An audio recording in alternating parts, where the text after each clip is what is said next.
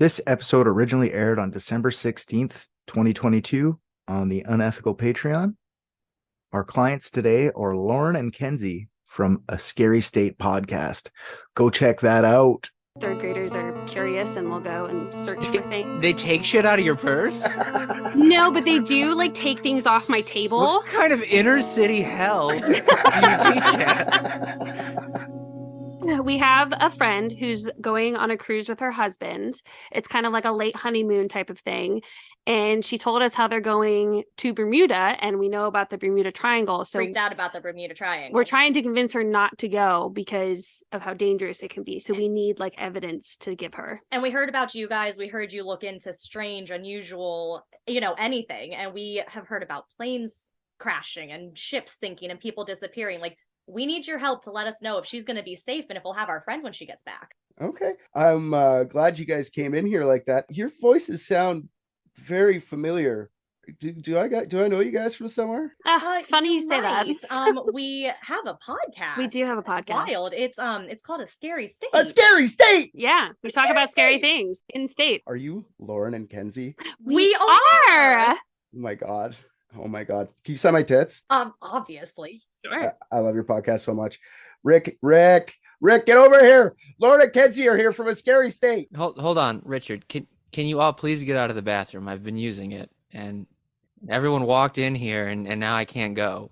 Well, you're the one who wants to save on flushes, so I'm taking a pee. Through my legs, I know, like we usually do, but did you have to invite everyone in here? Rick, get in the bathroom. I made a sign that said, if you need any of our services, we're all in the bathroom, so come in. Rick, get in the bathroom with us. That's why we hired you. Okay, I'm in here. All right. So Lauren and Kenzie are here. Do you need to pee too? I can move over. No, I'm good. I went before I got here. No, you know what? I'm good. Okay. We had a bathroom that we use as well. Yeah. Fair enough. Okay. Well, you guys want to know about the Bermuda Triangle, huh? We do. We need to know if our friend's going to be safe. Okay. I've been looking into this for like a month and a half now. So you're an expert. Yeah. There's 1.5 months. I know everything about it. Obviously. As you'll find out, though, for real, it only takes about a month and a half to look into it before you become a real expert of the Bermuda Triangle anyway, so it's perfect. Then we came to the right people. An elite team of private detectives. What if balloons are aliens? Maybe that's the key component we're missing. Cover-ups. John's guilty. Mysteries that need to be solved.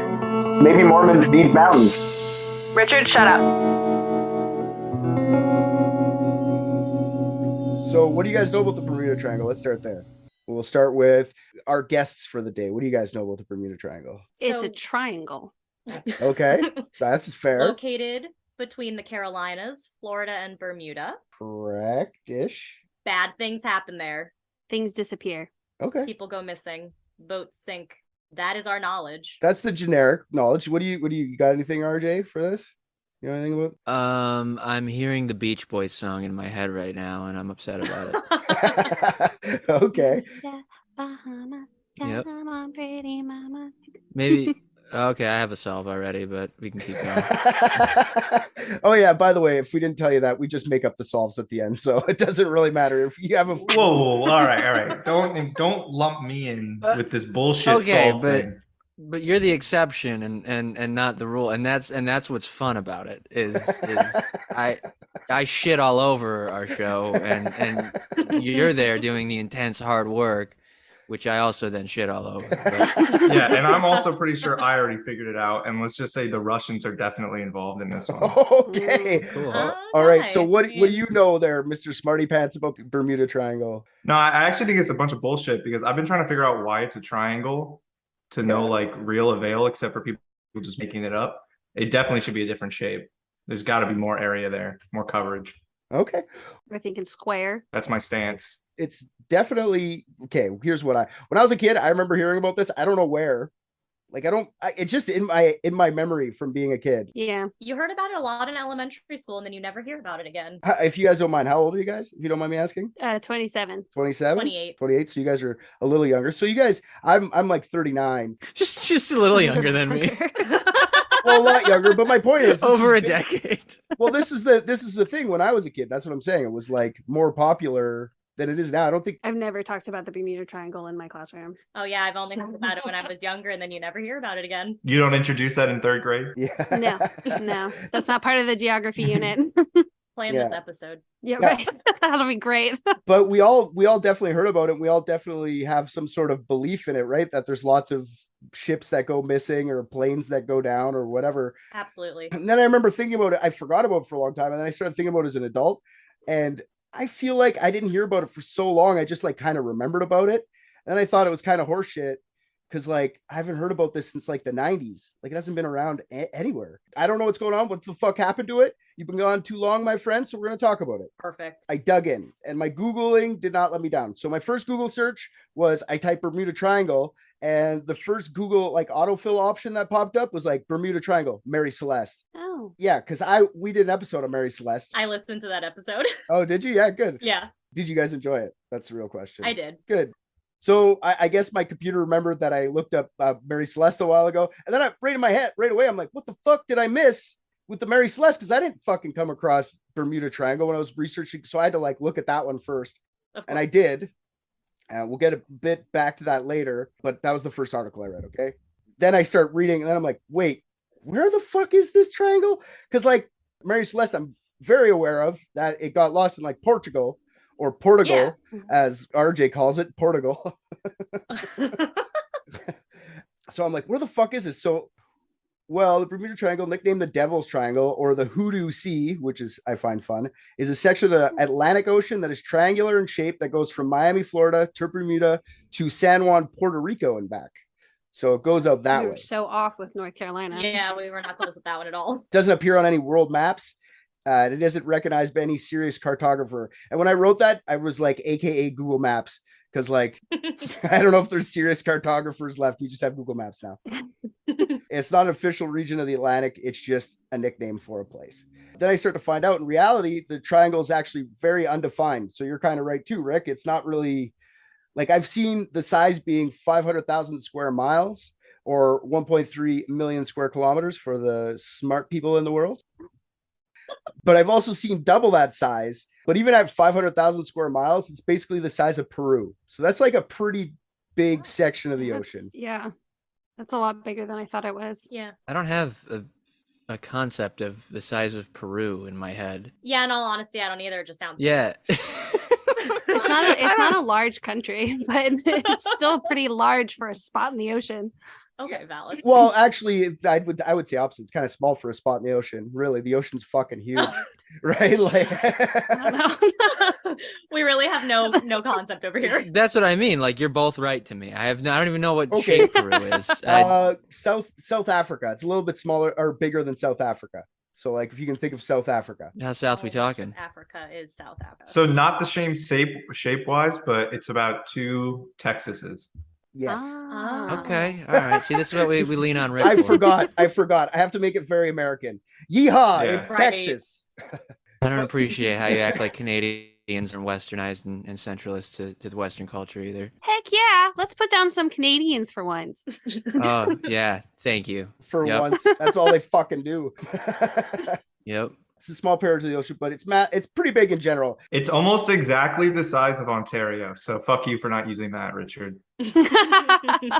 Sure, it's the size of Ontario.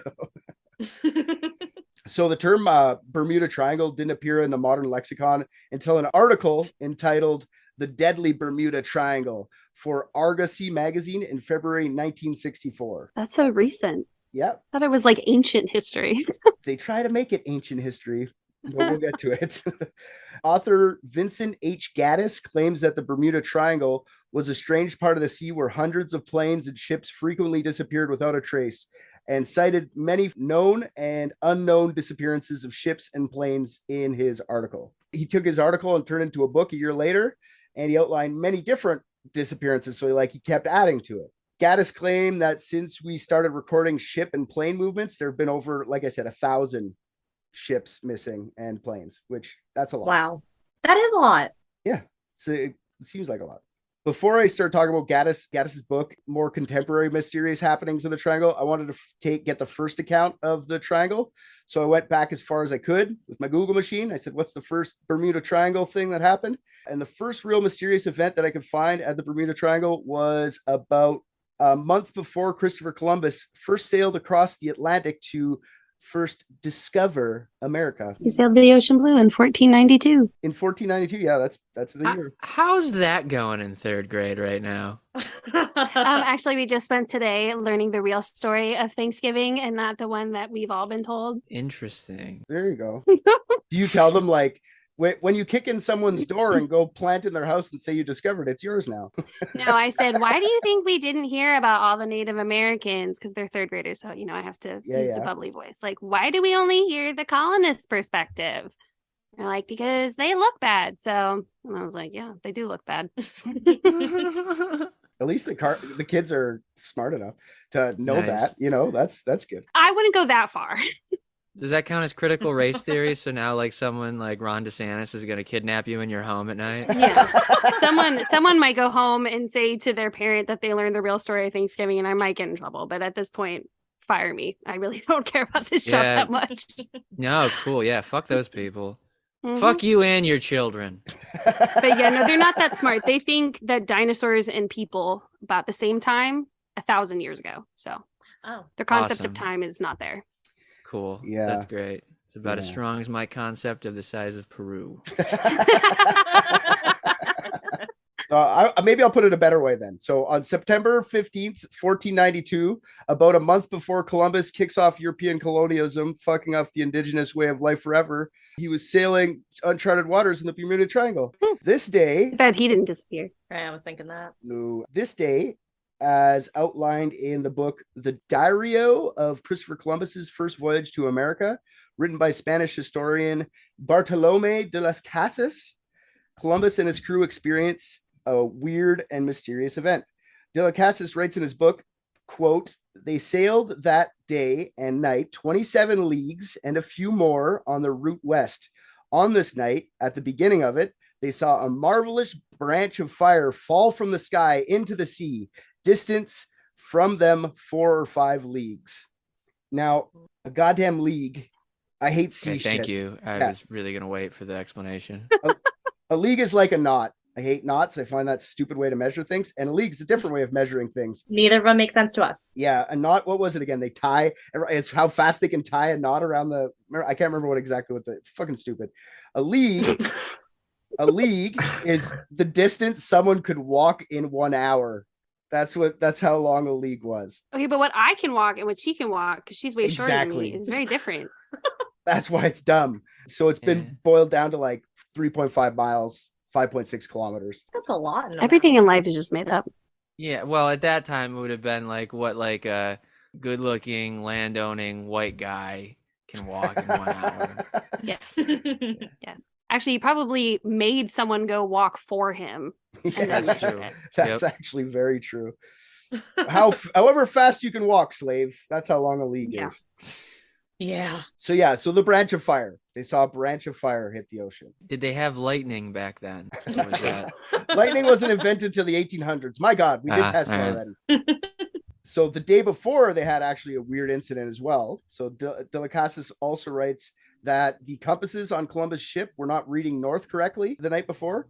So in later on, a manuscript called The American Geography by Jedediah Morse, he writes about the funky compasses. Quote, "Columbus was astonished to find that the magnetic needle of their compass did not point exactly to the polar star, but varied toward the west. And as they proceeded, this variation increased. This new phenomenon filled the companions of Columbus with terror. Nature itself seemed to have sustained a change, and the only guide they had left to point them in a safe retreat on an unbound and trackless ocean was about to fail them." So sailors used to use the North Star or the Polar Star to navigate their way a lot of the time. They didn't have if they didn't have a compass, they just used the North Star, and it wasn't pointing. The compasses they're pointing due west of the North Star. So the sailors were freaked out by this. So Columbus apparently talked down the scared ass sailors by measuring north using the sunset and sunrises. And then he just like on a ship, he like made a knot, like this is where east and west are, obviously, because the sun goes up, down. And then look, our compass is pointing towards what north should be. We're good. The only connection that the sailors could make after that was that the North Star must be moving around over the skies, like over their head, so it has to be moving around. Of course. That's the only thing that makes sense to us. Galileo definitely was already a thing at this time. Like we knew that shit was moving around up there. I just love that that's what calmed them down. They're like, oh, just the star moving around. That's cool. And then the next day, the branch of fire smokes the fucking ocean. So they're freaked right out. And this is a month before they hit landfall. So like a branch of fire just fell out of the sky? That's what the diary says. Columbus's diary. Less than a month later, about 4 hours away. So they had another mysterious event, a third one. So about 4 hours away from the beginning of an eventual demolishing of entire culture and near total genocide of the people within that culture, Columbus spotted a light bobbing up and down in the air on the horizon. It was so odd that Columbus called over his shipmates to come see what he was seeing. He's like, what the fuck is that, guys? You guys see that? Everyone saw it and they're like, I don't know, man. That could be just like, we must be close to land. That's got to be a fire or something. But it just was whiffs of little light and then it went away. But they're 4 hours away from land at this point, so it couldn't have been anybody on land. So then they like justified it with like maybe someone on a ship, maybe we're close by. So they kind of justified themselves out of that, but they're still freaked out. They didn't know they were 4 hours away is my point. So they didn't really know. So coming up with all the potential options. Exactly. Once they got the 4 hours later, they're like, that must have been someone on a boat. We have to remember that Bartolome de las Casas is the only source for these events. Anything written after about Columbus's first sail to America uses the diario as its main source because they actually lost Columbus's real notes. So this guy says it's an exact copy, but is it? I don't know. That's because he did not know how to read or write. You're not going to convince me otherwise. He's Italian, like, you're right. Yep.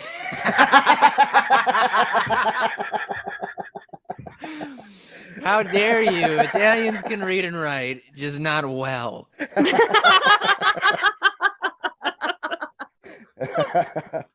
De las Casas wrote that book 50 years after the discovery. I mean, the Europeans started their eventual journey of raping and pillaging land that wasn't theirs by taking advantage of innocent people that were already there. End quote. End quote. Over the years since Columbus, in the same area of the ocean, there have been many different accounts of strange phenomena. There's like so many stories. It's unreal. I could have went into I went into a few good ones. There's USS Pickering in 1800, USS Wasp 1814, USS Wildcat in 1824, all lost at sea in the Devil's Triangle, never to be seen again. But the reports of unexplained disappearances and occurrences in the triangle never really caught the public's attention until Gaddis's article. Some of these are going to be from Gaddis's book. Some of them are just going to be from other accounts. If I remember which are from the book, I'll tell you. I didn't really write it down. I'm just doing chronological here. Another highly reported bizarre occurrence in the triangle was that of the USS Cyclops in 1918. The Cyclops was a 542-foot American ship commissioned in 1910 as a collier. I thought it was a monster. Yeah, I also got excited for a moment. Yeah, Cyclops. I was immediately disappointed. No, it's a ship. I'm sorry. It's a coal ship. That's what a collier is. She left Barbados on March 4th, heading to Baltimore with 309 men on board carrying 11,000 tons of manganese ore. It reportedly sank in the triangle without ever sending out an SOS. At least we assume it sank because after an extensive search en route of the ship, no wreck or seamen were ever found. Is it possible that Cyclops bones are soluble in seawater? According to the lore, yes. Thank you. After an extensive month-long search, then President Woodrow Wilson even gives up. He's later quoted as saying, "Only God and the sea know what happened to the great ship." Her sinking remains the single largest loss of life in U.S. naval history, not directly involving combat. So a dangerous triangle. Combat that we know of. That we know That of. we know of. Exactly. Right. That they're willing to tell us about. Yeah, if you got a Cyclops lumbering through the water and then it stumbles upon, like a Kraken or something, then it's shit's gonna go down. Anything's possible at that point. Yeah. I feel like that's like a Netflix movie, like Cyclops versus Kraken. They'll make a movie about anything these days. Exactly. It's not, but it will be after this episode releases. because it's Probably. Netflix. So The Watcher versus Cyclops. Yeah. Whoever's listening and turning all of our shit into a Netflix series. It's true. There's so many fucking Netflix things that come out after we do an episode. It's unreal. You guys need to be paid for that. I You wish. should say copyright or something, and maybe that will make them pay you. Fuck, that would be cool. Yeah, let's copyright the Bermuda Triangle right now. Yeah, there you go. If you make it a different shape, you probably could. The Bermuda parallelogram. I'll look at the map. Bermuda You can keep rhombus. going. Yeah, so in 1941, this is just kind of off timeline a little bit here, but two of the Cyclops' sister ships vanished along the same route as their older missing sister from nearly 30 years earlier. Whole family of Cyclops. A whole family. That's Yeah. what I was going to say. They're sisters. They're all girls. Do you think the sisters got rid of the one? Maybe like she was like prettier, like her eye was like brighter than theirs was, and they like drowned her in the ocean. In my brain, if I picture like a mythological Cyclops, they're just like Hot, right? Yeah. Oh yeah. Oh. Hotter than a mummy. Yeah, that's what I meant. Also, Okay, I'm gonna say yeah with that Yeah, one. Yeah. have to agree. Take that, Celeste. Future should leave that in. This next disappearance is probably the most famous one. At 2:10 p.m. on December 5th, 1945, 5 Navy General Motor TBM Avenger torpedo bombers. Say that 5 times fast. Navy General Motor I can't. yeah, you can't even say it one I time. guess I was going to say I can barely say it once. They were collectively known as Flight 19. Now, I don't know where the fuck they did this. It makes it really confusing. So these 5 bombers are called Flight 19. It's not, Flight 19 is not one plane. It's 5 planes. They left a Fort Lauderdale airport for bomber and navigation training over the Hens and Chicken Shoals, which is within the Bermuda Triangle. But I do love that name. Hens and Chicken Shoals. What is that? It's like, shoals are like little things that bump out of the ocean, I guess. And they just have a bunch. Like it's Like a rock? I guess like little land masses. They're not really big enough to be an island, but they're all like kind of clustered. I don't know. Oh. These planes have 3 airmen, a pilot, a gunner, and a radioman. So Flight 19 had a total crew of 14 people because there wasn't a gunner on the training. They're out training, so the guy who's training them didn't have a gunner guy. The Avengers were in perfect shape, full of fuel. The only deficiency that in these planes was that the clocks were all not functional. And this shouldn't be a problem because all servicemen are expected to be wearing a watch. And keeping time was very important in navigating back in the 40s because they didn't have GPS. So they're supposed to keep track of which direction they were going and for how long so they could find their way back. Oh my God, that sounds so stressful. Oh, fuck. Yeah, it does. The ocean would be terrifying back then, especially flying because there's like no markers or anything. You're just, where am I? You're winging it. It's Kenzie month and she's got puns coming. All right. Think I didn't know that? I listen to your podcast. The weather was described as favorable, sea state moderate to rough. So it was kind of windy day, but otherwise not so bad for flying. They practiced their bombing run and their final bomb was order dropped at 3 p.m. Over the radio, about 40 minutes later, another flight instructor, Lieutenant Robert F. Cox, receives an unidentified transmission. Lieutenant Cox was prepping his group of trainees to go up when he overheard this transmission. It was one of the crew members of Flight 19 asking another Avenger for their compass readings. Lieutenant Cox overhears the student pilot from the other squad, Captain Edward Powers, respond, "I don't know where we are. We must have got lost after that last run. Some more funky compasses." The flight instructor for Flight 19 was a guy named Lieutenant Charles Carroll Taylor. He was a very seasoned pilot with 2,500 logged flight hours, and he was out training the students who each had approximately 300 flight hours. Lieutenant Taylor had been in World War II and fought in the Pacific Theater. It wasn't his first day flying. He gets on the radio and says, "This is Lieutenant Charles Taylor." Actually, he says his plane ID number, but I had a fucking hard-ass time differentiating whose plane was there, so we're going to say the guy's name. So he says, this is Lieutenant Charles Taylor. Please identify yourself so someone can help you. Talking to the guy whose compass is malfunctioning. Lieutenant Cox is over hearing all this and he decides to chime in after all that. He goes, "This is Lieutenant Charles Cox. You can call me Chuck. What's your trouble?" Actually, he says the plane ID, but I'm going to go with Chuck. Lieutenant Taylor, not the original pilot whose compass was malfunctioning, replies, "Both of my compasses are out and I'm trying to find Fort Lauderdale. I'm over land, but it's broken. I'm sure I'm in the Keys, but I don't know how far, and I don't know how to get back to Fort Lauderdale. So all 5 bombers flew aimlessly over the ocean until about 7 p.m. when they ran low on fuel. The radio signals got more choppy as they flew in the wrong direction, but you could hear Lieutenant Taylor prepping them for a crash landing. All planes close up tight. We'll have to ditch unless landfall. When the first plane drops below 10 gallons, we all go down together. And it became immediately obvious that Flight 19 was in trouble. All nearby air bases, aircraft, and ships were alerted. An hour later at 8 p.m. in the dark, 2 rescue planes, each with a 13-man crew, were sent to where the 5 bombers were thought to have went down.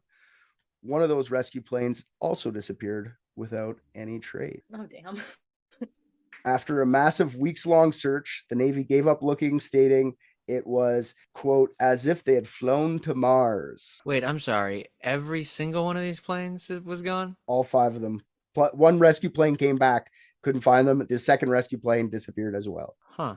Flight 19's wreckage has never been found. There's been a few instances where underwater explorers have found sunken Avengers in the ocean off the coast of Florida, but they were never those of Flight 19. In fact, there should be a bunch of planes that have gone down there during World War II. Those Avengers were pretty popular.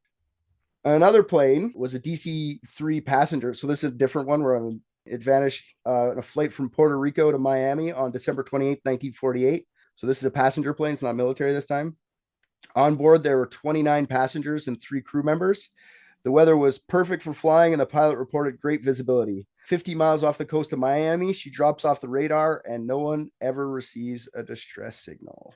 No wreckage is ever found. It's just crazy because it's not just military. That's what I thought at first. It was a bunch of military shit because that's what I was reading about. That's a passenger plane. That's a little scarier. So it's just like free game. That's why my first thing was like, this has got to be some sort of like secret military shit going on, but it's maybe the military is still hitting fucking passengers. I mean, maybe. Yeah, for sure. Another fascinating disappearance in the Triangle is that of the SS Marine Sulphur Queen, which is an amazing name for a boat. Yeah, it is. She was a tanker ship carrying molten sulfur off the coast of Florida in 1963.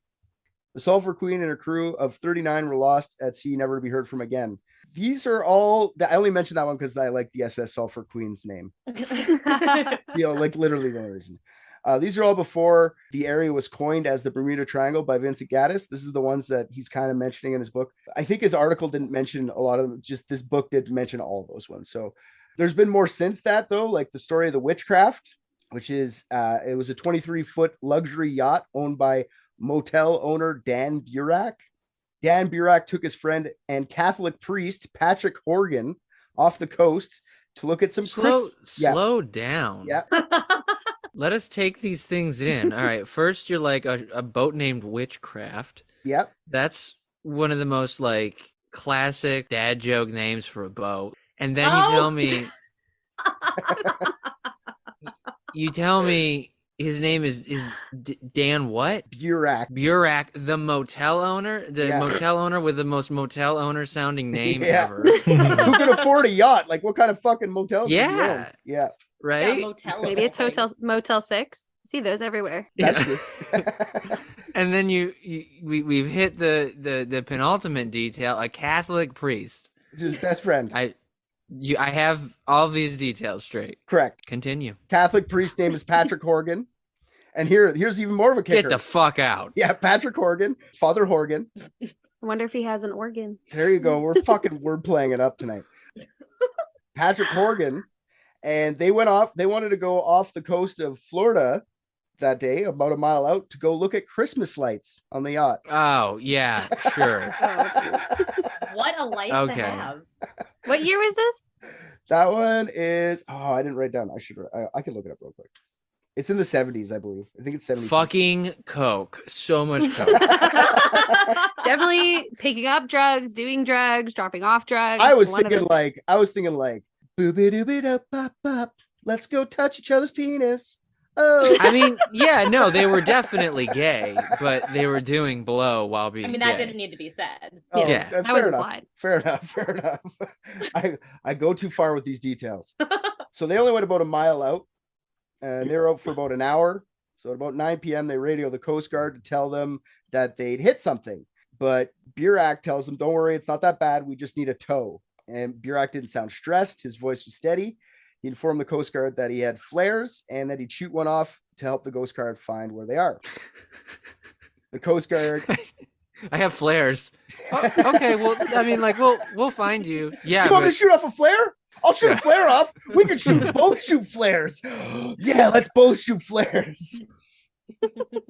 The Coast Guard arrives within 19 minutes, and there was no sign of the witchcraft anywhere. No sign of the flare being shot off, nothing. That night, the Coast Guard continued to search about 1,200 square miles, about 1,900 square kilometers for the other part of the world, the rest of the world. No sign of anything. And this is like only about a mile offshore. Like I said, it's not far. It's not like it's super deep there either. By the end of the 7-day search, that was the night they searched 1,200 kilometers or 1,200 miles. They had 7 days of searching. They searched 24,500 square miles, so about 40 kilometers squared. The Coast Guard's final statement was they are presumed missing, but not lost at sea, which I found super weird. What does that even mean? Right. Where did they go? He's definitely saying they're dead. Yeah, that's what I was thinking, but I wasn't sure. I wanted to run it by. Yeah. They're dead. So the witchcraft incident happens as the triangle is already named, but before the triangle became part of the cultural lifeblood of it. So it's in 1973, it says. With the article by Gaddis, John Wallace Spencer's book, 69 book Limbo of the Lost, and the 1971 documentary The Devil's Triangle, and finally the 1974 best-selling book called The Bermuda Triangle by Charles Berlitz, it was mashed into our collective consciousness for decades. So a bunch of shit in the late 60s, early 70s just gets hammered out after that article. The sketchiest things happen in the 60s and 70s. Yep. Like late night boat rides with your best pal, the Catholic priest. Just as a quick side note, I'm being very vague with these things because I'm going to break them now down after, just so you guys know. These articles, books, and documentaries all outline an undetermined amount of plane and boat disappearances. I only mentioned a few of the famous ones. In reality, there's an estimated 50 boats and 20 planes that have disappeared since the people started tracking things like this. I didn't want to spend all day telling you about the incidents, but what I can tell you, I've seen air incidents as recent as 2007. But some incidents at sea as recently as 2015 where 2 kids went missing while fishing, which is kind of scary. Yeah. I can't really tell you about them all either because it's all the same. It's like plane goes up, plane never shows up anywhere. Boat goes out, boat never shows up anywhere. It's like I could just repeat the same details over and over, but we get the gist. What's going on in this particular section of the Atlantic? There's so many fucking theories. Anybody got anything so far? Because I'm going to start hammering out theories in a bit after. You guys got any good theories? What's going on? Alternate dimension. Oh, yeah. Okay. That's or aliens. We're always big on the alternate dimension or alien. Alternate dimension and aliens are both in my theory list. All right. Oh, okay. What do you got, Ricky? I have one, but it's more based in science, so I'll hold on to it. Whoa. I'll let you get through yours. This to my stupid ones, okay. Rick's theory or RJ's theory involves cyclopses and Catholic priests taking advantage of them as youth. That's my guess. Whoa, and were-dingoes somewhere in there. You don't know me like that. I was thinking that the Cyclopses were the Catholic priests. So much more efficient than you give me credit for. That's true. Hey man, not bad at all. Okay, well, you guys tell me what you guys think of these. Okay, so first theory of the day is ocean farts. I'm sorry, what? Say more. That's actually kind of close to my theory. Oh, so like a scientific thing we got going on here. Oh, he thinks he's the only scientist around here. I could read too. I can read articles on the internet in 5 minutes, just like you can. You didn't even know. I actually have other places on Earth that I'm basing my facts off of. But okay, please continue. So pockets of methane that erupt from the bottom of the ocean, displacing ships on their way up, causing them to sink. This is a theory that's come up recently. But wouldn't they find the wreckage? Honestly, we'll talk about maybe not. So the methane comes up little bubbles, upward momentum. So the bubbles would cause the ship to be pushed up and eventually to the side and flip itself over. Ships only sink though if they'd be tilted to begin with. So if they were like turning or something like that, and then they got pushed up, because ships are meant to like tilt, shift back and forth. They're built that way. Extreme conspiracy theorists that believe that methane coming up could also explode under the right conditions because of the volatile nature of the methane, and the explosions are what get the planes. So spontaneous combustion. No, methane, you could spark it by just an engine, apparently. That's what they're saying. Oh, it has to be sparked. Yeah. It's not just a bubble that blows up. No, just methane gas that comes up. So if a plane's flying over top, what they're saying is there's enough methane in the air that the plane's engine would ignite it and blow up the fucking plane. And then the ocean's very deep, no wreckage ever found. We'll talk about why in a bit. This is a pretty recent theory, but it's also been debunked very recently as well by an oceanographer and physicist named Helen Czerski. Czerski. Czerski. I thought we were bad with names. No, I'm terrible. I do it on purpose. Czerski.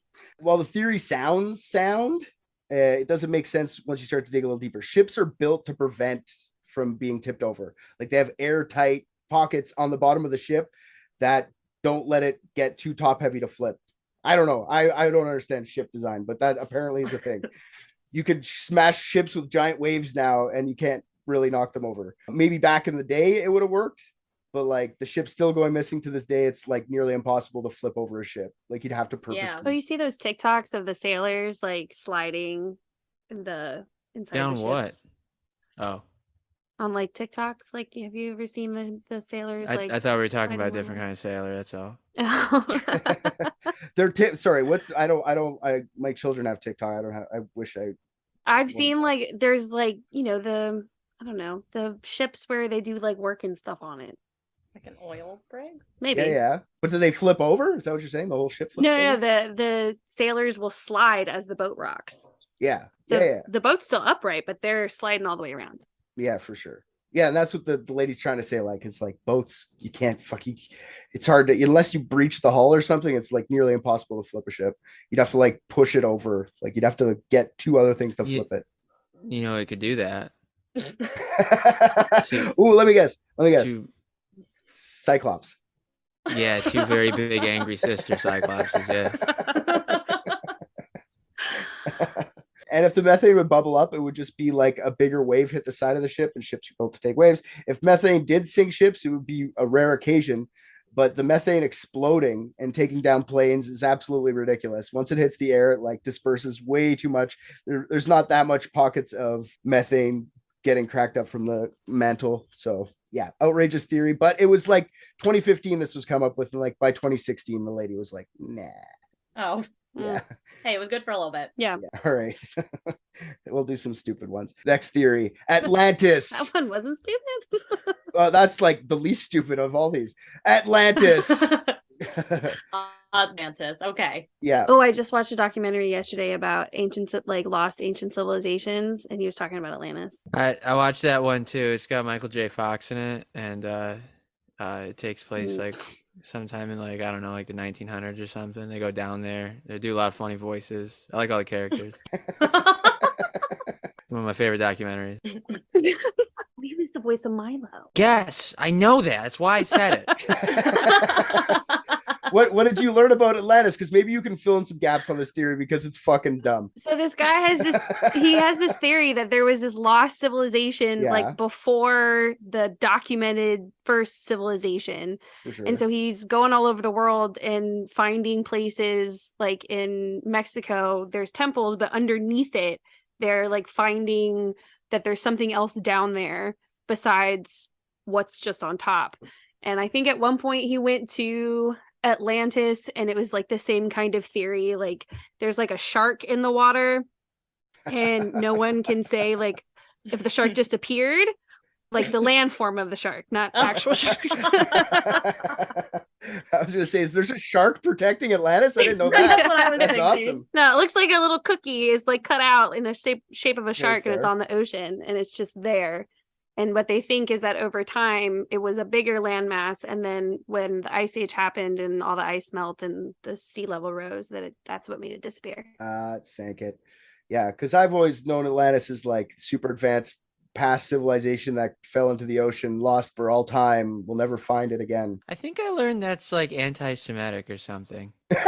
The Atlanta. Yeah. Really? So yeah, there's something Why? pal, you're gonna be digging through parts of my brain that are long buried now. I've piled way more internet on top of that shit. That's okay. But yeah. I'm sure one day we'll do actually Atlantis as an episode, and then we'll figure out why it's anti-Semitic then. Well, of course, renowned white supremacist podcaster Richard Studel would do that. Oh God, of course. There you go. No, I didn't know it was anti-Semitic. That's the next episode. That's Charles. Okay, so this theory comes from the book, 1975 book, The Bermuda Triangle by Charles Berlitz. Berlitz makes up a bunch of these theories that I'm going to come up with in that book. So according to Berlitz, the triangle is a spot where the lost city of Atlantis sunk in ancient times, and the super advanced culture sunk into the ocean, never to be seen again. The super advanced culture used, and this is what he says, green glowing crystals to power their machines. This sounds familiar. Yeah, the still active green crystals mess with magnetism in the area and will, from time to time, vaporize a boat or a plane. Simple as that. Are these green crystals, can you also put them in a rock and like turn it and then it like glows and then it can go flying? I'm sure Is it that can, also in there? you know That's what? how it works. It's fucking made up. So yeah, sure. We're making it up. It was in the movie, so I figure.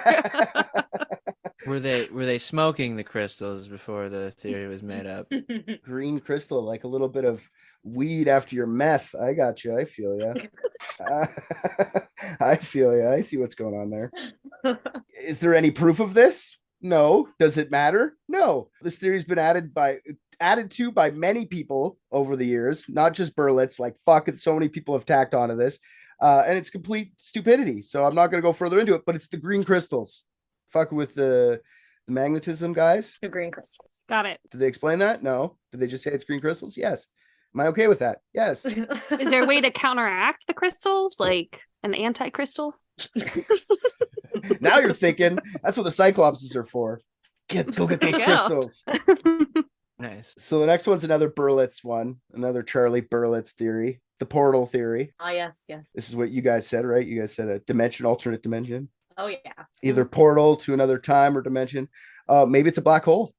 That's what the guy says. Black hole. If it was a fucking black hole, we'd all be demolished. Our entire solar system would be sucked into it. If not, half of the fucking next couple solar systems would all be just ripped into it. I don't think that guy knows what a fucking black hole is. Or maybe it could be a wormhole. You know, that's what pilot Bruce Gernon claims in his book, Beyond the Bermuda Triangle, True Encounters with Electronic Fog, Missing Aircraft, and Time Warps. This book outlines his and other pilots' experiences in the Bermuda Triangle while flying their planes. All the experiences are different, but Gernon's personal experience is that when he's flying over the Bermuda Triangle, he gets surrounded by a fog, okay? And then in front of him, a portal opens up and he's forced to go through it. And then when he goes through the portal, he claims his aircraft leaped ahead 100 miles. So is he the only one who's like gone into this portal and come out of this portal? Oh yeah. I'm sure the other guys have gone through too, for sure, 100%. Yeah, no, he lost oxygen for a while, and like, thank God for autopilot. Hallucinated and passed out, and then it caused him so much brain damage that he thought it was a good idea to record it and sell it as a book.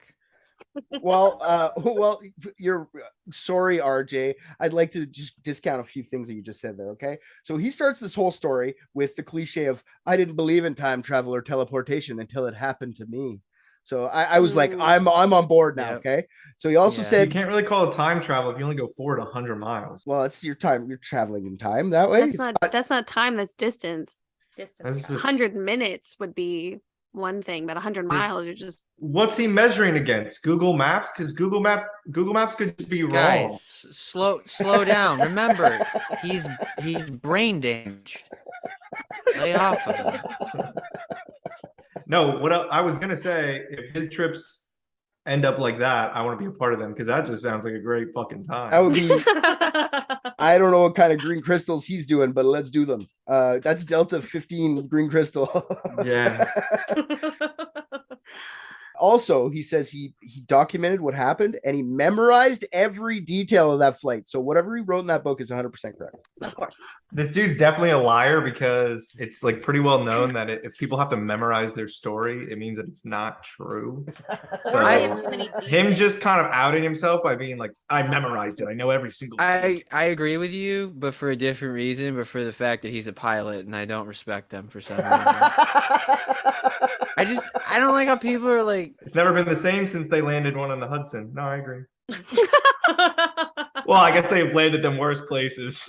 every pilot is credited in like a documentary or like a TV program as if they're like aerospace engineers. And it's like, no, you've just been in a fucking plane. Like they'll talk about like they figured out, like they built their own before they could fly it, and they didn't. I have a little bit more respect than you do for pilots, but I also have a friend that's a pilot, that I grew up with that's a pilot, and he's a fucking moron. So you're correct.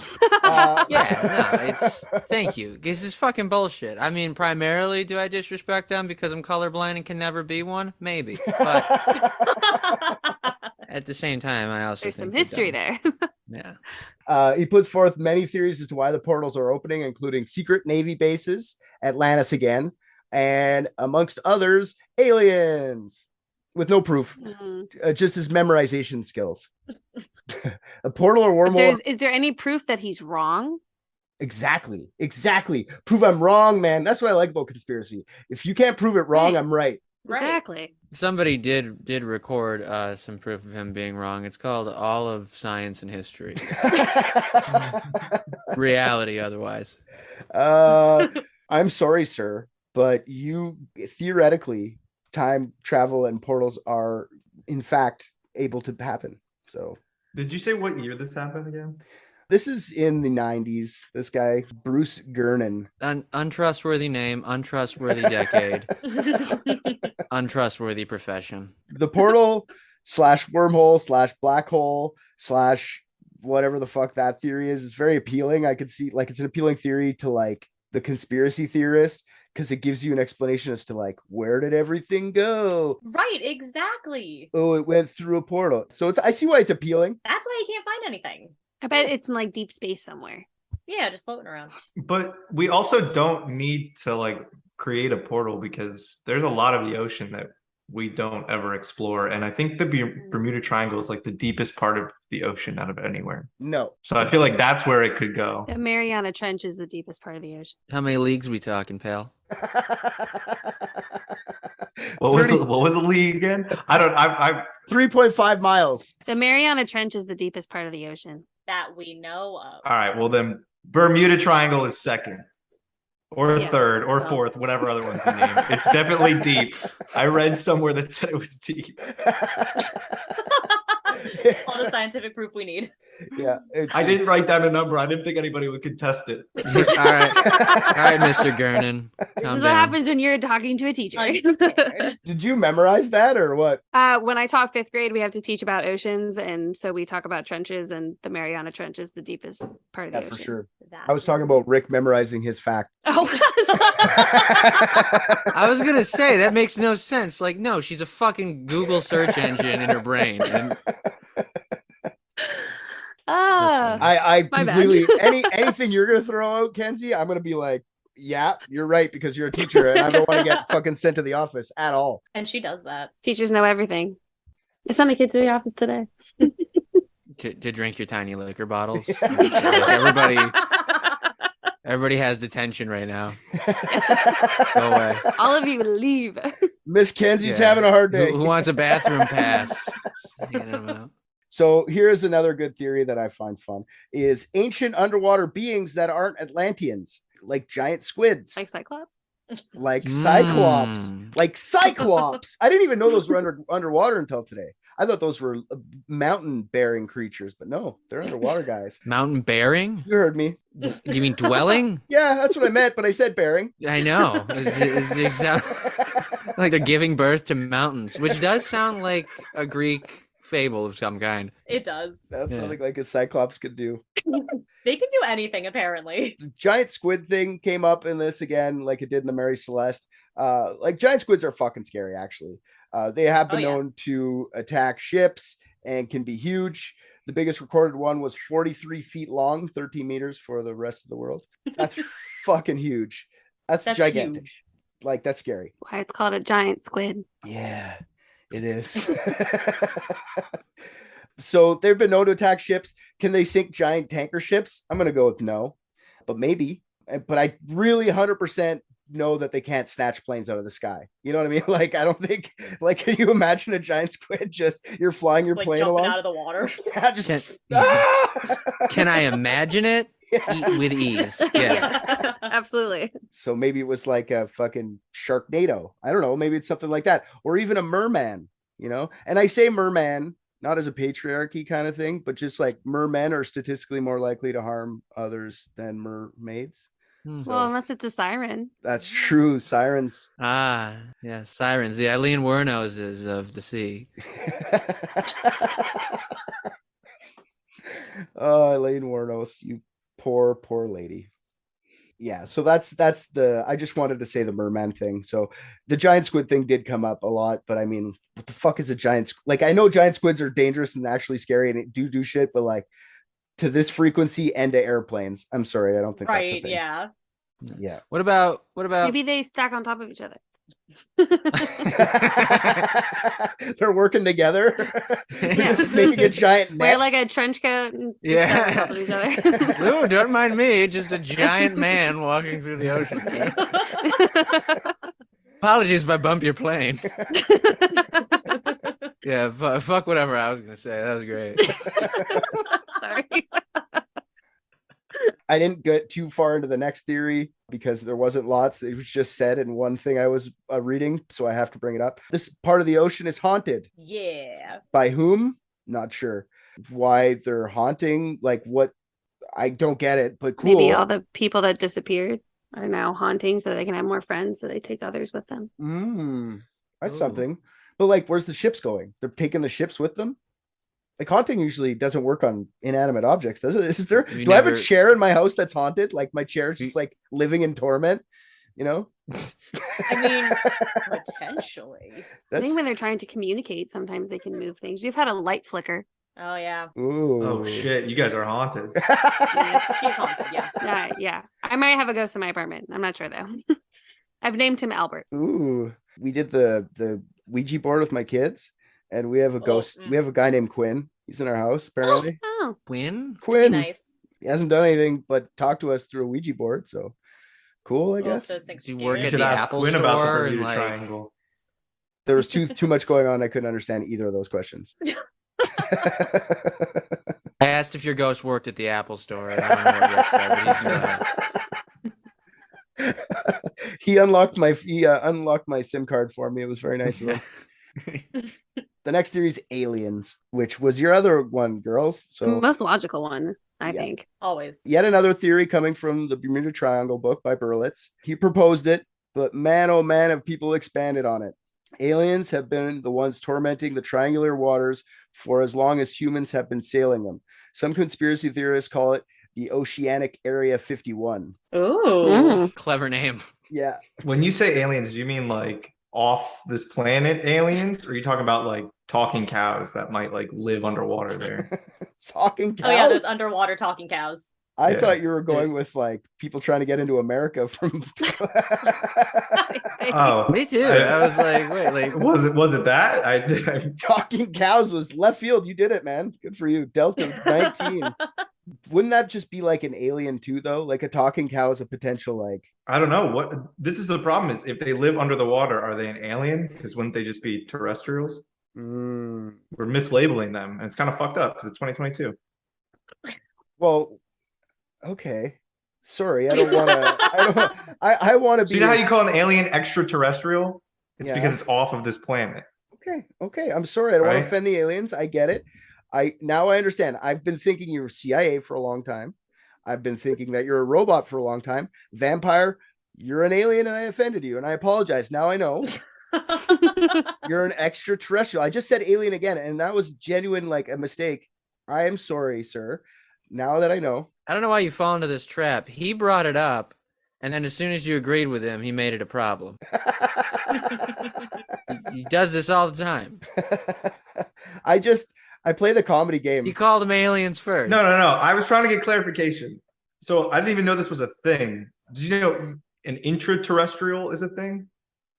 It lives deep underground. Like mole people? So are we still considering those aliens? Or are you trying to say it's people in the sky, or is it people under the earth? I'm trying to get my bearing for who you're calling out. They're not aliens, but they are really cool. Like, Kenzie, have you seen this documentary? It's called Godzilla versus Kong. No, I missed that one.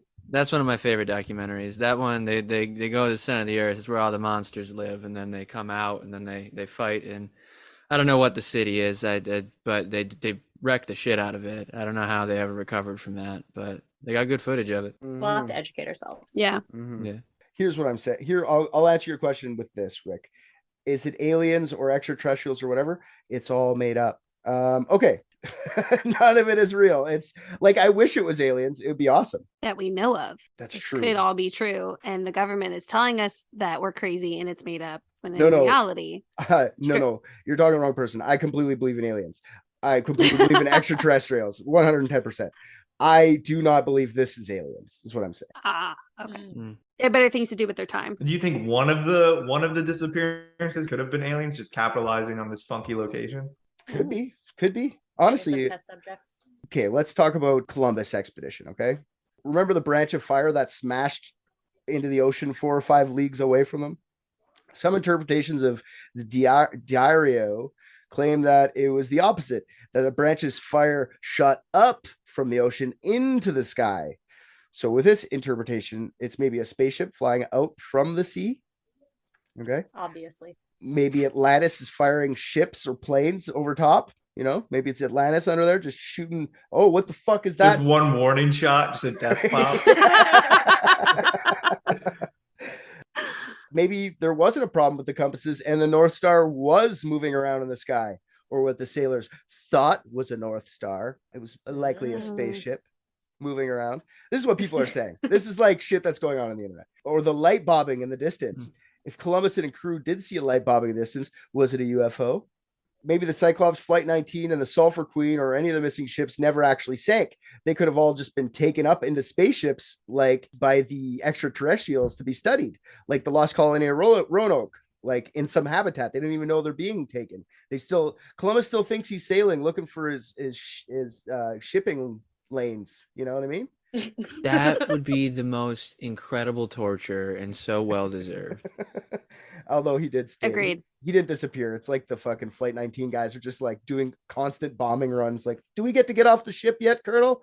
Keep dropping bombs, soldier. Then they got sucked into their port. Okay. So yeah, those are all the alien things saying. So maybe it's basically just like aliens taking people away, the whole ships to study, and that's the place. And to not bringing them back. And not bringing them back. Keeping them. Yeah. I don't know though. Souvenirs. I feel like if you were gonna traumatize a human being an alien, or sorry, extraterrestrial, Rick, I apologize. Would you want to bring, like, if you were gonna be the nice advanced creature, would you want to send them back all traumatized like that? Or would you just say, live with us? Well, it's not like anybody believes them when they come back anyway. That's what so I mean, yeah. I'd probably be pretty safe just sending them back and letting them deal with that. But see, then wouldn't that be mean sending them back, having to deal with that? Why the fuck didn't they keep Bruce Gernon? Bruce Gernon's annoying. I would say he probably annoyed the fuck out of him. They were like, you can I go don't back, know deal with this what. trauma. Yeah, we probed the wrong spot. We broke it, and it just won't shut the fuck up about wormholes. It's not time travel, it's teleportation. I'm telling you, it's time travel. You know what the fuck time travel is, Gernon? Get the fuck off our ship. Yeah, that would be that's a very funny concept. Like them, like just like kind of like you know, like when like you hit like an animal in the road and like you don't really know whether you should like let it die or kill it yourself. Like just the aliens hovering over them, like, oh my god. Is this a common occurrence for you? How many animals are you hitting? How many times do you go through that decision process and get out of your car? Because it sounds like you've done this a few times. Twice a day. That's normal, right? You don't drive on the sidewalk in your town whenever you see a cat? Just me. Maybe New York's a different world. Hey, you know what? If I can make it that way, one decision at a time, I am. yeah, the alien thing's interesting theory. Like maybe, who knows? Like maybe that's where all these guys have gone, into ships and gone forever. I think the nice thing to be, if you're an extraterrestrial, would be to just like let them be absorbed into your society now. Instead of going back, you know too much. People are not going to believe you. You're going to be an outcast for the rest of your life. Or you could like erase their minds. That's true. But I think they try that. Like, I think the guys that come back that remember aren't supposed to remember. Betty and Barney Hill. Have you ever heard of that story? Like the original? Oh, yeah. Yeah, I think they were supposed to not remember, but then they got hypnotized and remembered all this shit. Hypnosis. Yeah. So It's always the hypnosis. Yeah. There was the Allagash abduction that happened up in Maine too, where the guys did hypnosis to reveal all the stuff they found. Exactly. So maybe the aliens didn't understand hypnosis was a thing with humans, and now, extraterrestrials. And they said, you know what, to be more humane, let's just keep them with us. We'll use them as our little dance for me, monkey man. Again, more humane would have been beating Bruce Gernon with a tire iron until he stopped breathing. What you do. Just and Bruce Gernon. He's alien-splaining alien tech to them. You know, he's mansplaining.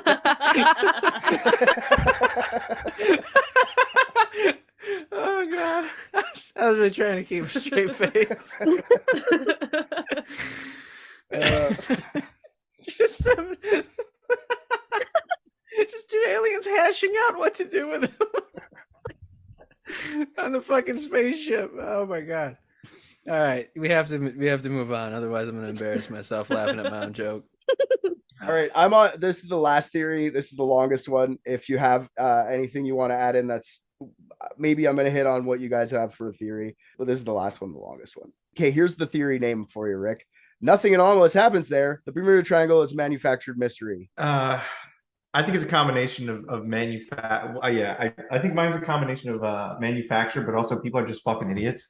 Mine's going to double down on what RJ said about pilots are not special, and I'm going to say the same about people who drive ships. Yeah, fuck them too. They're captains. Thank you. They got the name captain for a reason. You're got to be special if you're a captain. So I don't know how well you can see this. I can't make it any larger because it's an animated image. But one thing that I didn't know about, which is probably why I don't fly planes. Quick, everyone read all his tabs. That's what I was doing. Volcano, Lucifer, large. Ooh, what? That doesn't say Lucifer. It's Are you going okay. to Listen, Hawaii? I can explain all my tabs after I explain this part. But basically, what I didn't know is that true north and magnetic north are not the same in most places in the world. And this map is showing magnetic north continuously changing. So pilots and captains have to be able to continuously account for that.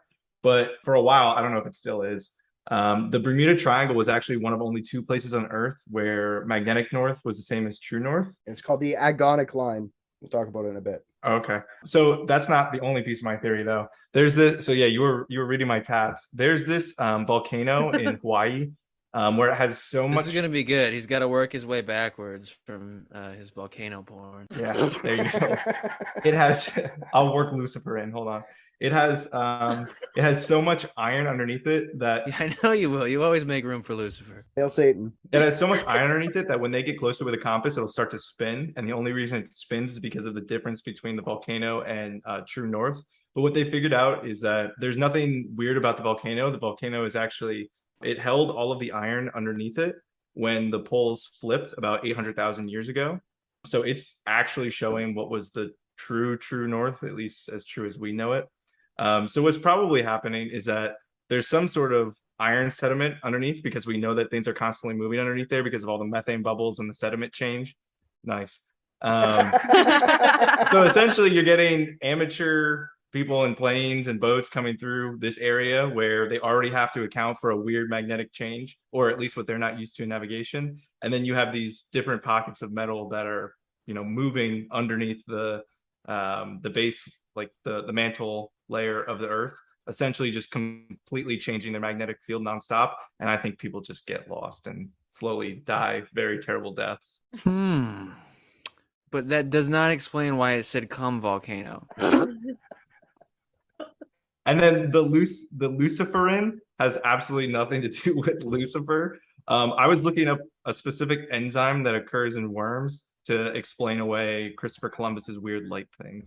So I didn't factor that in, but yeah, that's probably a large worm that occurs just in the water there. And then it's like 3 days after a full moon, it just glows like bright colors. Bioluminescent creatures. We'll talk about those in a bit too. Yeah. Wow. Really? Yeah. That's so funny how he picks up on all that stuff. He has the perfect type of autism for this show. He's not wrong. You're not wrong at all. That was the best when you gave us that autism test to take, and you're like, "Fuck." A fucking perfect score across the board. No, I forget what I got. It was like 21 out of 25 or something. That's pretty close. I'm not perfectly autistic. I'm autistic. Listen, I'm not the only one who took that and got a crazy high score. I don't know about you guys, but I've had several people take. I walk up to people and I just have them take it for me. Very autistic thing of you to do. Well, that is why they call it the spectrum. Yeah, that's true. Oh my God. All right. Last theory of the day here. Nothing anomalous happens here. Bermuda Triangle is a manufactured mystery. Obviously, this is the answer most people will give for the mysterious circumstances at this point with all the fucking surveillance and everything that we have in the world.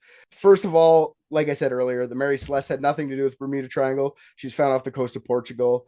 So when it came up with my research, I was like, fucking balderdash. I was upset. So I didn't have anything to do with it. So I'm good with that. Next, let's talk about the first time the Bermuda Triangle came into the lexicon. This was the article in Argosy magazine.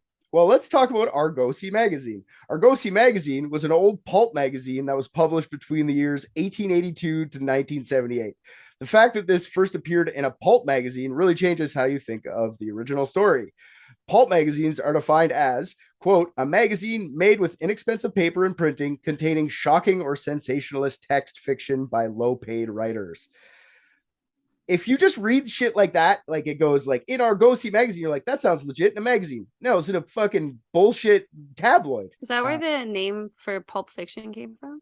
Yeah. Like the movie? Yeah, for sure. An cheaply made, sensationalized movie, which is cool.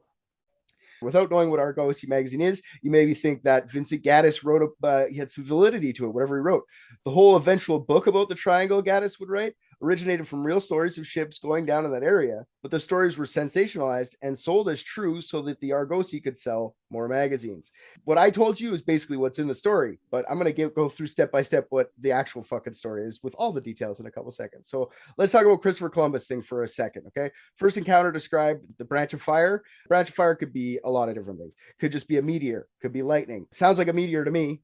They just didn't know really what to call it. Sounds like something hit the ocean in front of them. Maybe not, maybe it was, but it doesn't sound that outrageous that it couldn't have just been a meteor. All right. Compass not working. That's because the agonic line, that's when true north and magnetic north align. This only happens in two places in the earth. The other is the Devil's Sea, just off the coast of Japan. As sailors move closer and closer to the equator, the compass starts to point north as the difference between magnetic north and the North Star start to differentiate. Declination, I don't know if you guys know anything about compasses. You have a declination that, like, if you look at the polar top, like the top of the earth, there's like actual North Pole and magnetic north. They're like almost like this. So the further away you get to them, the closer they start, like it's on a V like that, right? So the closer you get to the equator, it's going to be more and more get similar and similar. So he just didn't understand that they just didn't understand how fucking compasses work. It's fine. It's not perfectly natural for it to be like that. And Shut the fuck up. Don't you talk to me about compasses like you didn't just learn about all that today. No, I work in geology, work compasses all the time. Yeah, sure. Good try. Wait, how far do you have to travel to get your rocks? Underground? Fuck, we go sometimes a kilometer. You're using a compass to go underground? Well, no. Well, yeah, when you're underground, you got a map with compasses. We'll talk about fucking geology another day. South, you go down. We'll talk. How it works. You got to go move into the bush too and find where you got to drill. Anyways, we'll talk about geology later.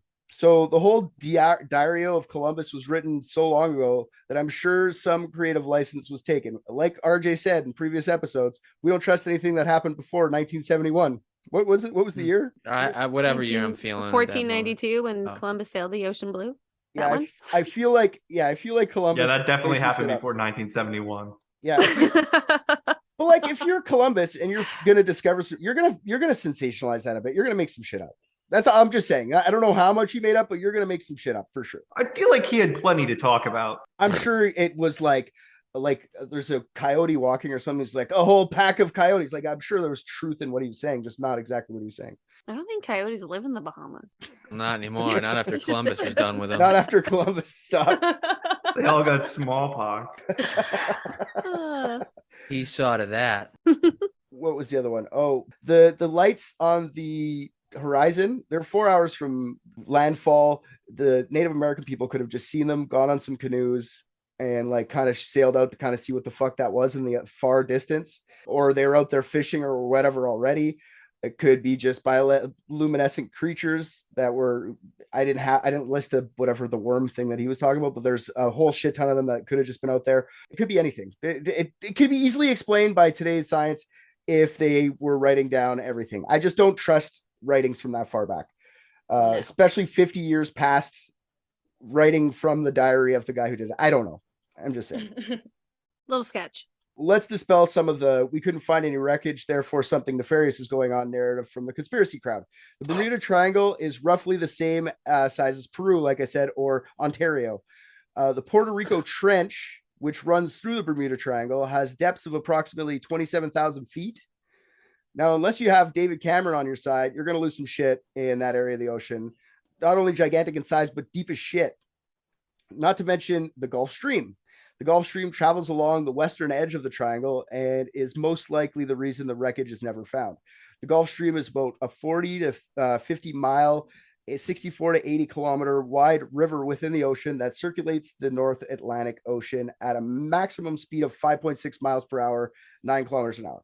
The Gulf Stream could pull wreckage hundreds of miles in different directions, basically scattering it all over the vast and deep ocean we just talked about. Not only that, with the warm water being spread around the cold water, the Gulf Stream can cause all sorts of quick-acting weather conditions that would also fuck up the ships and planes at the drop of a dime. With all that being said, so just think about all that. Like there's weather changes that could happen to drop of a dime. You could call in, say it's beautiful outside, 5 minutes later, hurricane, and you're dead. It's just the way it was back then. Let's talk about some specific incidents that I did bring up. So the SS Cyclops. Let's talk about our one-eyed bitch of a friend again. Our favorite. Yeah. I don't recall thinking they're a bitch. I think she's a bitch. I think it. I'm allowed. She disappeared in 1918. The biggest part of the mystery on this one is that no one ever sent a distress signal, and they couldn't find any wreckage, but we already talked about that. So it's 1918. Radio communication weren't as reliable as they are now. It's entirely possible that the fast sinking ship could have sunk before anyone sent out some sort of SOS. A massive loss of life is a hard pill to swallow on that one. So I feel like because so many people died, that people had to give the disaster some sort of greater meaning other than just like shitty shit happens. So. Yeah. Flight 19. Flight 19 was pretty much solved at the time using best guesses. It's only identified as unsolved because of the empathy of an investigator. What I reported earlier was basically what was in Argosy magazine. Okay. It sounds really mysterious, but if you get deeper into the details here, you're like, oh, okay. Keeping time was very important, like I said, and they didn't have GPS, right? This is why it was important for everyone to be wearing watches. Apparently, they think Lieutenant Cox, our teacher, was not wearing a watch that day. He was watchless, without time. From the sounds of it, Flight 19 got severely lost. Lieutenant Cox said they thought they were over the Florida Keys. If that were true, he would have had to have flown south to get back to Fort Lauderdale. He would have to fly north. So he would have flown south. He would have had to fly north to get back. So it's thought that Lieutenant Cox probably mistook the other island formation north of the Hens and Chicken Shoals. Taylor was flying the squadron north-northeast, thinking it was the best course of action. If they only knew that all they had to do was fly west, they would have found land. And they did know, because one of the students went over the radio, said, damn it, if we would just fly west, we would get home. Head west, damn it. But Lieutenant Taylor disregards what a student says and continues northeasterly. Way to be dumb soldiers, soldier boys. Die with your plane. Not just soldiers. Pilots. Correct. Mm-hmm. Yeah. Correct. I was going to say Cyclops, so. That's it. And that's exactly what probably happened. Those planes were out of fuel. They probably just flew the wrong direction because they were like following chain of command. And those planes were out of fuel. And if they did hit the water, they would have sunk within minutes, as they were 10,000 pounds each, these planes. Wow. The Avengers were built like a tank. Their nickname was Iron Birds. Pilots used to love them during World War II, though, because they would get shot and banged up and still fly safely back home. But if they were empty with no fuel and hit the water, they would have sank within minutes. There's been over 130 Avengers that have gone down over that area during the 1940s and 1950s. So they'll probably never find the actual planes that were there. They find them constantly, but there's just a whole great graveyard of Avengers in that part of the ocean, which I find fun. And let's talk about the rescue plane. That was the other part of the weird thing. Yeah. The rescue plane that went missing right after. It was named the PBM Mariner, and it was nicknamed the Flying Gas Tank because of how easily they would explode if the slightest spark would ignite. Oh, good. Yeah. So at 9:15 that night, a tanker ship, SS Gaines Mills, reported they observed flames for an apparent explosion leading 100 feet in the air. It's thought to be the rescue plane. So Berlitz didn't even mention that there was an explosion. Like, he didn't even mention that, like, left that detail out completely. He was like, I'm just going to leave this out. It kind of ruins my theory. Yeah. Like I said, in Gaddis's book and article, the details of Flight 19 are all correct. It's just they're not all there. Like, he just omitted the stuff that doesn't make it mysterious. Right. When I said the only mystery because the investigator had empathy, all right, so there's a 500-page Navy report that came out right after the investigation. After Lieutenant Taylor's mother read the report, she contested, like, it said everything I just said, like they probably just went in the wrong direction, flew into the ocean, sank, no one found them. But Lieutenant Taylor's mother reads the report and she contests it. And then the Navy's just like, okay, well, whatever, we'll just change it. Instead of them being dead, we'll just put cause unknown. So now when people go back and look at that report, it just says cause unknown. So everyone goes like, ooh, very mysterious. But really, it's not. It's they know what happened. They just can't prove it. They know. Remember the passenger plane I was telling you about? It's about 50 miles off the coast of Miami, and then it just disappeared. The biggest thing that puts this event into Bermuda Triangle argument is that the weather was good and no distress call. Aside from no wreckage, we covered that. The weather can change quite frequently, like I said as well. Talked about the Gulf Stream and the unpredictable Caribbean Atlantic weather patterns. They also can cause sudden thunderstorms and water sprouts, which can cause havoc to boats and planes alike. Do you guys remember talking about water sprouts in a previous episode? I do. Yeah. I don't. It's like water tornadoes that like shoot up in the air. Did we talk about that? The Mary Celeste. Oh. Episode where you guys played our promo, I'm pretty sure, because you guys covered our entire first season, I think, in the fucking thing. Like in that one episode, she did like all of them. I was like, wow, good for you. But even if it wasn't some sort of quick change of weather, it could be something else. After investigation, it showed that NC 16002, the passenger plane, had a partially charged battery when it went up that day. So maybe the battery gave way and it left it with no radio communications. Apparently, the Miami airport sent word to the passenger plane that there had been high winds. And if the plane hadn't gotten the message because of no power, they would have veered off course 50 miles. And without knowing where you were, a plane could easily have went down to the ocean after running out of fuel or whatever. 1948, they didn't have GPSs. They were still relying on watches and direction knowing. Let's talk about the Marine Sulphur Queen, her and her missing 39 seamen. That story is told many places throughout my research in this topic. Apparently, she was so beat up before she went out to sea, the Coast Guard claimed it shouldn't have been ever at sea. And this is before their voyage. There were fires constantly, and it was basically kept together with Band-Aid job after Band-Aid job. In the years that have passed since the Sulphur Queen's disappearance, the Coast Guard claimed that the type of ship she was had a, quote, weak back, meaning that if it were corroded in the right places, there was high chance that she could have just split in two. Also, she was just modified to be able to carry molten sulfur because she was previously an oil tanker. Now, well, why would you do that to a ship that was prone to splitting in half? It wasn't known that until later. Like hindsight shows that, oh, this ship is a piece of shit, right? This is why they redesigned. But they put enough work into it to make it hold molten sulfur. Yeah. But they weren't aware of its shitty back. I'm just wondering if it was called the SS Marine Oily Queen before instead of Sulphur Queen. Well, I like that it's called the Marine Queen, Queen of Marine, because I watched this documentary about a Queen of Marine. Her name's Daenerys Targaryen, and that had to do with the dragons. So now I'm putting dragons in this. Okay. Anyways, our stinky fucking Sulphur Queen was just waiting to die at the ocean, honestly. The witchcraft. Our buddy Burak. He called and didn't sound panicked. This is what I think on this, okay? You ever like get into a bad situation, like it's not that bad, and then you go down, like you go look at it again, like holy fuck, my house is about to burn down. You know what I mean? Like shit happens fast. I think he was just like, yeah, it's not a big deal. Then he went down and he's like, holy fuck, we're gonna sink. And he starts bailing, just dead. I just think it was just that bad. I think it was way worse than I thought. Or maybe they did too many drugs and forgot to say, hey, no, we're cool, and just like sailed away and forgot to call them and be like, hey, we're cool, guys. Like, we figured it out. And just gone. You should give up the hotel business and I'll give up the God and we'll just sail off into the ocean together, man. Yeah, let's do that. That's actually, why not? Those guys are living their best life and fucking. Oh my god, yeah, they just went out sucking and fucking into the horizon. They're in Colombia where they get the best blow and blow. Amen. Blow jays and blow. Yeah, good for them. That's actually, I'm gonna take away. I just thought like I went with like logic for a second, but I forgot. They probably just sailed off into the ocean. Fucking right, they did. That's beautiful. Yeah, so the Bermuda Triangle book by Charles Berlitz gave us all sorts of crazy theories as to what happens in the triangle. But in 75, the book, The Bermuda Triangle Mystery Solved by Larry Kusch takes a hard look at all the claims made by Berlitz and the others before him. He finds that most of Berlitz's accounts are embellished, lacking pertinent information, or downright made up. There's a quote from Kusch. He says, quote, if Berlitz were to report that a boat were red, the chance of it being some other color were almost a certainty.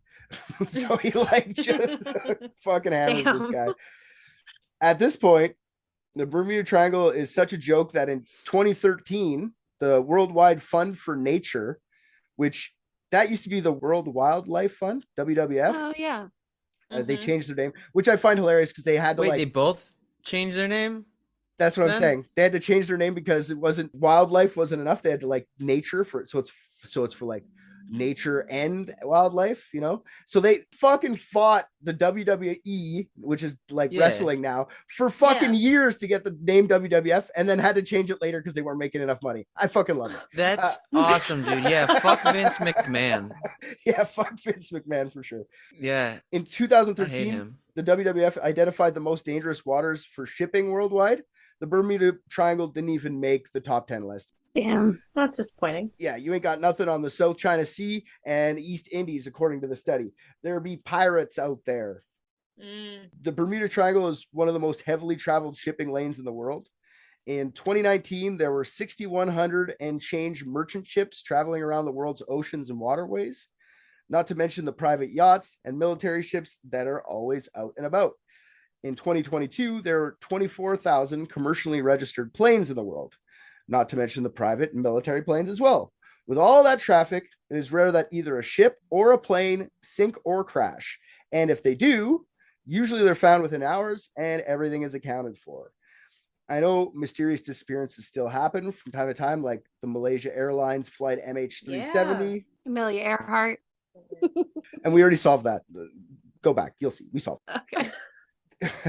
MH370, by the way, happened in the Indian Ocean, not over Bermuda Triangle. So that's out of the question right there.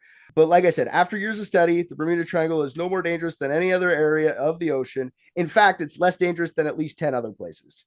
Why is it still considered a place of mystery? It's because we know it as a place and a phenomenon. Anything bad that happens in the triangle sticks out in our collective heads and usually gets reported to the media. This happens all the time. It's like if you buy a Honda, and now wherever you drive, you see a fucking Honda Civic. You know what I mean? Wherever you go, there's Honda Civics.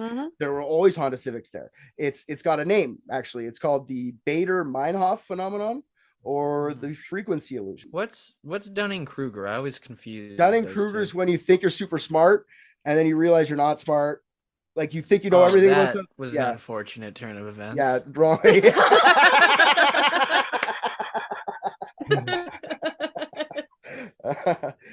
It's rare you're going to get me to regret speaking any amount of words, but we're marinating in that moment currently. But yeah, so it even has a name, what's happening. It's just because it's out there that whenever anything happens there, it gets reported. And then we all fucking talk about it for however long we do. And it just continues to perpetuate the mystery of the not real mystery, the Bermuda Triangle. So our friend will be fine. Your friend should be more than fine. Unless they're a pilot. Yeah, unless they're a pilot. I just watched Private Dicks, and I think RJ's the funniest. What? Come on. Hey there, all you private dickheads. That's probably not the name we're gonna stick with. Anyways, RJ here. I am here to tell you thank you for listening to another episode of Private Dicks. If you liked what you heard, go on Apple Podcasts, Spotify, anywhere they take your reviews, drop us 5 stars, say something nice. Also, what you just heard was from last season. If you want current episodes as they're dropped, head on over to patreon.com and search up Unethical Podcast. That's our mother podcast. I was not aware Private Dicks was a spinoff. I'm going to renegotiate my contract. On Patreon is a full 16-episode season, more of Private Dicks, uncut videos of each episode, and many more things are getting added all the time. You can also find all of Unethical's content on there, so go listen to that. And if you're already a patron, fuck yeah, dude. You're the best.